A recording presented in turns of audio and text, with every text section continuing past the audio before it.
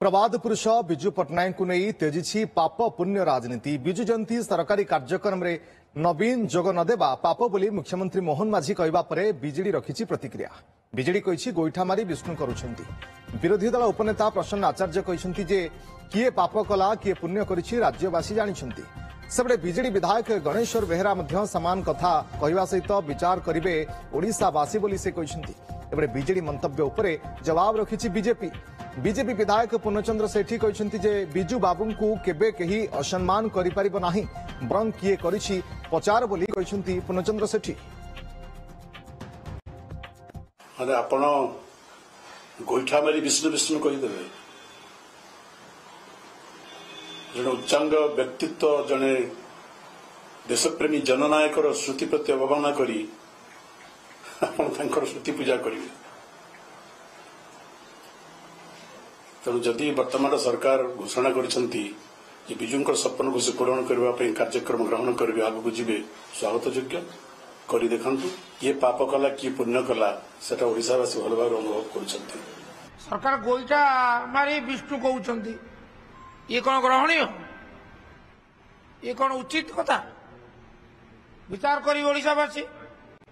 बिजू बाबू होउछंती ओडिशार सबुठारो प्रिय नेता जनप्रिय नेता मानक भितर अन्यतम।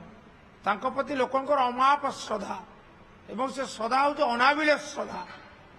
तेणु तांको जन्म दिवस जो पंचायत राज दिवस पालन करने निष्पत्ति निया से निष्पत्ति को प्रत्याहार करने संशोधन करने केते दूर समीचीन।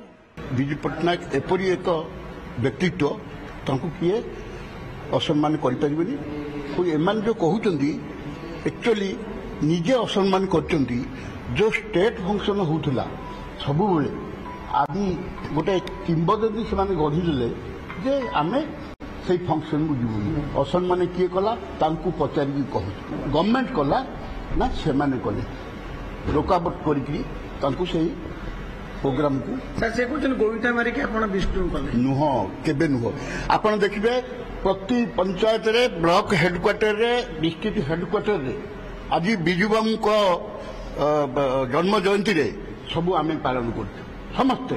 ये गवर्नमेंट टू इंस्ट्रक्शन जाइतिला जे बिजू बाबू को सम्मान देवा पई सबू जगह रे आपण माने पुष्पार्पण करंतु आमे करिचु भी।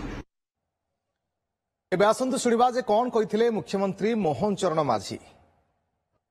ये कार्यक्रम को न आसीबा ये निश्चित भाव रे जो माने बिजू बाबू को जन्म जयंती को डाकिला परे सरकार न आसीबे से निश्चित भाव में पाप करिसेंती ये कथा मु कहिबी।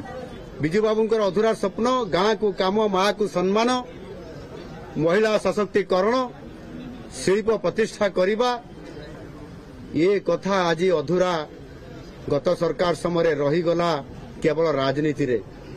आज आम सरकार आसिला परे राजनीति नुह ए वास्तवता।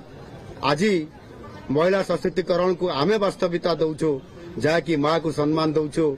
माँ किभली भाव में गोटे घरर अर्थनीति को कंट्रोल करे अर्थनीति को आगक नेबा पाई संकल्प निये। आज आमे सुभद्रा योजना माध्यम रे आज 1 कोटी महिला को आज आमे तांको 50,000 करी आर्थिक सहायता देवार आज आमे ताको कार्यकारी करिछु।